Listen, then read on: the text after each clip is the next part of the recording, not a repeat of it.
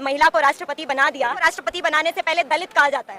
नई संसद का जो उद्घाटन होना है उसके लिए सब लोग खिलाफ हैं। जो सबसे फर्स्ट सिटीजन है वो कौन है? देश का राष्ट्रपति। और देश के राष्ट्रपति से ही सम्मान करा, उद्घाटन नहीं करा रहे। मोदी जी तो अपने आप को कह रहे हैं ना कि मैं ही हूँ जो फर्स्ट सिटीजन हूँ, मैं ही हूँ जो सबसे सर्वोपरि हूँ। अपने आप को भगवान से ऊपर मानने के उसमें बैठे हुए कि लोग मुझे भगवान मान लेंगे और भक्त हैं जो मान भी। और ये डराने वाली जो राजनीति चल रही है ना, कभी जाति के नाम पे, कभी धर्म के नाम पे, धर्म के ऊपर खतरा हो गया, हिंदू खतरे। जो सबसे बड़ा हिंदू चेहरा है वो आज सबसे बड़ी पोजीशन पर बैठा है, देश का प्रधानमंत्री है, तब भी हिंदू खतरे में है। उन्हीं हिंदुओं की बेटियां तो है, ये बचा लीजिए ना। फिर अब तो अपने आप को हिंदू चेहरा कहते हैं। बेटा यही तो खतरा है। तो रिप्लेस करने के लिए सावरकर का जन्मदिन पर जिन लोगों ने देश को बलिदान देकर आजाद कराया है, उनको बदलने की, लोगों के दिमाग से इरेज करने की, बदलने की कोशिश की जा रही है। अगर आप गांधी की, अंबेडकर की विचारधारा को अपना लेंगे तो इस देश में टुकड़े करने की जरूरत नहीं। देश के तिरंगे को डिनाई कर दिया था उन्होंने कि हम तो अपना झंडा लेके आएंगे, हिंदू धर्म का झंडा, भगवा झंडा इस देश की संसद के ऊपर लहराएंगे। तो उनसे क्या उम्मीद की जा सकती है?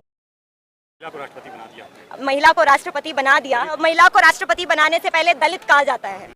दलित कह के उसको आइडेंटिफाई कर दिया जाता है कि ये दलित है। कर रहे हैं उस देश की जो राष्ट्रपति हैं, आप उनके सम्मान की बात देखिए ना।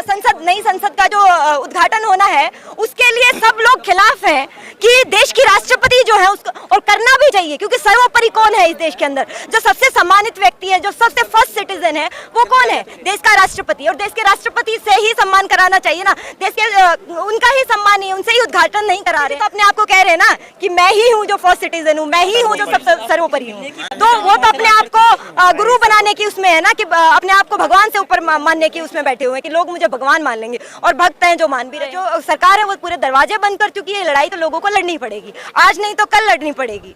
तो ये लड़ाई जरूर लड़नी पड़ेगी, वरना महिलाओं के ऊपर, इस देश के संविधान के ऊपर, इस देश की डेमोक्रेसी के ऊपर, लोगों के ऊपर, किसानों के ऊपर, जवानों के ऊपर, सबके ऊपर खतरा है। और इस खतरे के साथ सरकार आप सोच रहे हो कि सरकार आपको बचाएगी?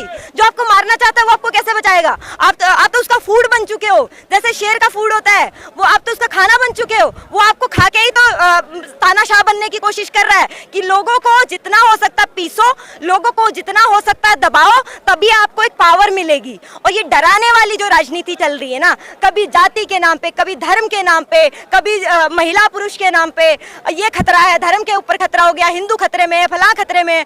तो अभी खतरे में क्यों है? आप तो अपने आपको, बीजेपी जो है सबसे बड़ा हिंदू चेहरा है।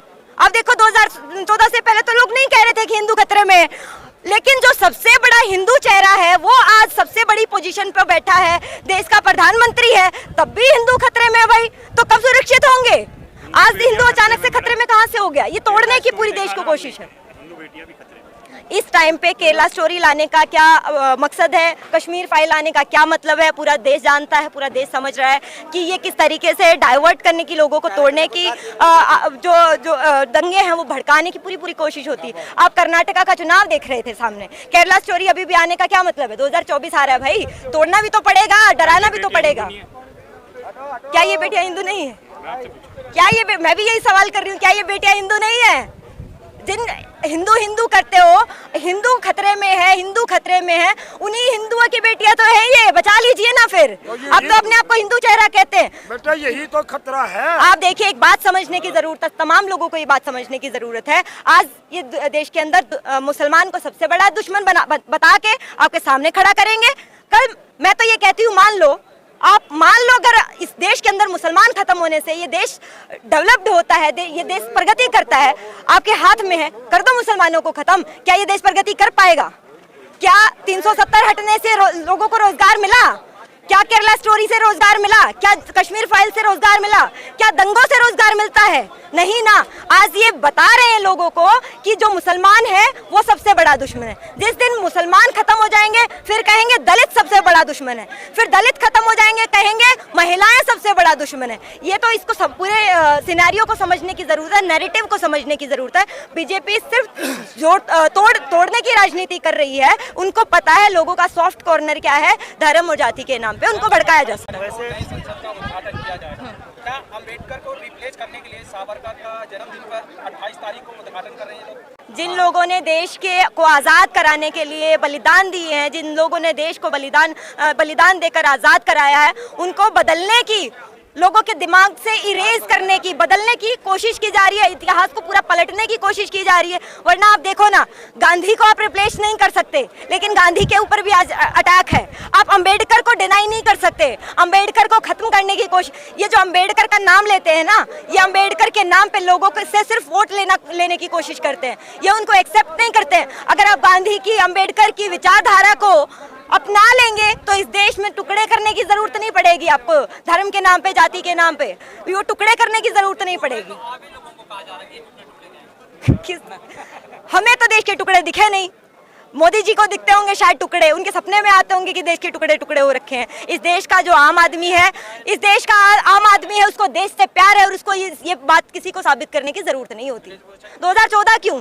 ये तो इनका तो इतिहास है ना। देखिए आरएसएस का इतिहास देखिए ना, वो तो चाहती है हिंदू जो है ही रहेगा इस देश के अंदर, मुसलमान को खत्म कर दिया जाएगा। वो लोग हैं जो इस देश के तिरंगे को नहीं मानते थे। उनका इतिहास तो सब लोगों को पता ही है कि वो इस देश के तिरंगे को डिनाई कर दिया था उन्होंने, कि हम तो अपना झंडा लेके आएंगे, हिंदू धर्म का झंडा, भगवा झंडा इस देश की संसद के ऊपर लहराएंगे। तो उनसे क्या उम्मीद की जा सकती है कि वो शाहीन बताएंगे, कभी कुछ बताएंगे, कभी टुकड़े टुकड़े गैंग बताएंगे। लेकिन इस देश की जनता को ये बात समझ में आ गई है, और जिनको नहीं आई है उनको आ रही है और आएगी, अदरवाइज वो खत्म हो जाएंगे। देखो, इलेक्शन जो है वो अलग मुद्दा है। सरकार ने जिस तरीके से अभी 2000 का नोट जो बंद किया है ना, आप उससे एक चीज़ देख सकते हो कि 2014 के बाद से जो बदलाव हुए ना पूरे देश के अंदर, हमने कभी दंगे नहीं देखे थे। हमने अपनी मतलब लाइफ में कभी दंगे उस तरीके से नहीं देखे थे, और वो एक डर, वो जो खौफ है वो हमने नहीं देखा था। हमें बचपन से किताबों के अंदर पढ़ाया जाता था हिंदू, मुस्लिम, सिख, ईसाई आपस में सब भाई भाई। अब हम अपने जो छोटे बच्चे हैं, हमारे घर के अंदर छोटे बच्चे हैं, भाई के, बहन के, उनको अगर उनकी किताबें देखते हैं ना, तो उसके अंदर वो कविताएं, वो लेख जो कहीं नहीं मिल रहे हैं, क्योंकि उनके अंदर दिमाग में ये डाला जा रहा है सबसे बड़ा दुश्मन जो है वो मुसलमान है। मुझे इतना ये बात जो शर्मसार लगी कि एक छोटा बच्चा, जो मेरे घर में छोटा बच्चा, वो मुझसे आके पूछता है कि बुआ जो ये टोपी वाले ये टोपी क्यों पहनते हैं, मतलब मुसलमान, ये तो बहुत खतरनाक होते हैं ना, ये तो बहुत गंदे होते हैं। तो उन बच्चों के दिमाग में आप समझ सकते हो कि क्या भरने की कोशिश की जा रही है, उनको यही दिखाने की कोशिश की जा रही है। तो ये बचपन से उनके दिमाग को इसी तरीके, अब प्रोपेगेंडा, वो मीडिया में 24 घंटे घर में जो गोदी मीडिया को देखेगा तो यही सीखेगा ना भाई, और क्या सीखेगा इससे ज्यादा? बिल्कुल असर पड़ रहा है। उनका जो पूरा भविष्य जो है, एक पीढ़ियां लग जाएंगी इस चीज को ठीक करने में। जो ये सरकार बिगाड़ेगी ना, उसको पीढ़ियां लग जाएंगी, सदियां लगेंगी उसको ठीक करने में, क्योंकि वो एक बच्चा नहीं है, वो कल जाके देश का नागरिक बनेगा, वो ही जाके अलग अलग पदों पे बैठेगा। वहां बैठ के वो क्या करने वाला है? ये सोच को इरेज करना इतना आसान नहीं होगा। और जिस तरीके से जो किताबों के अंदर बदलाव किए जा रहे हैं ना, सिलेबस के अंदर, वो तो आप समझ सकते हैं इसके अंदर कि देश के बच्चों को क्या सिखाने की कोशिश की जा रही है। मुश्किल है ऐसी ताकतों से लड़ना, ऐसी विचारधारा से लड़ना। ऐसी विचारधारा जो कि सत्ता में बैठी है, उससे लड़ना अपने आप में बहुत मुश्किल है।